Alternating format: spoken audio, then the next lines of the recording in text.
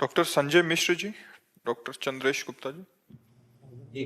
जी राधे राधे महाराज जी। महाराज जी, आप कह रहे हैं कि किसी को दिखाया था इन्होंने, तो उन्होंने बोला, मेरे शारीरिक कष्टों को देखते हुए सुझाव दिया कि ये डॉक्टर हैं, कि आप मरीजों को जो निःशुल्क देखते हैं उनका प्रारब्ध भोग आपको ही कुछ अंश में भोगना पड़ रहा है, अतः आप चाहे कदापि नहीं, कदापि व्यर्थ की बातें।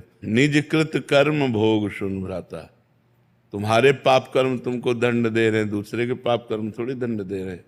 व्यर्थ की बातें लोगों के कहने। तस्मात् शास्त्रम प्रमाणम थे कार्याकार्यो व्यवस्थित हो। शास्त्र प्रमाणित बात होनी चाहिए, मननी आचरण थोड़ी नहीं चाहिए। इसलिए व्यर्थ की बात, इस बात पर ध्यान मत दो जी। खुशबू कटारिया जी। महाराज जी, मन बहुत परेशान क्यों रहता है? देखो, तब लग कुशल न जीव कहूँ सपने हूँ मन विश्राम, जब लग भजत न राम कहूँ शोक धाम तज काम। पाप आचरण अशांति पैदा करते हैं।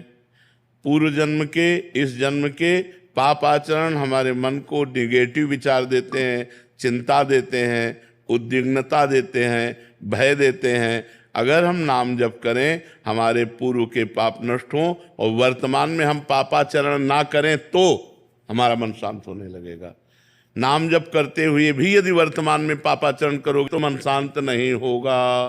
पाप का फल है अशांति, दुख, चिंता, शोक, भय। ये कान खोलकर सुन लो। जितना है निगेटिव विचार, जितना है ओवर थिंकिंग, जितना है डिप्रेशन, ये सब पाप आचरण का फल है।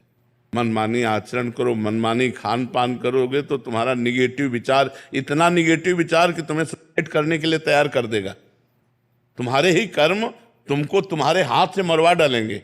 आप सोचो, मरने से कितना भय लगता है, लेकिन निगेटिव विचार इतना बढ़ा, पाप इतना बढ़ा कि हम अपने हाथ से अपने आप को शूट कर लिए।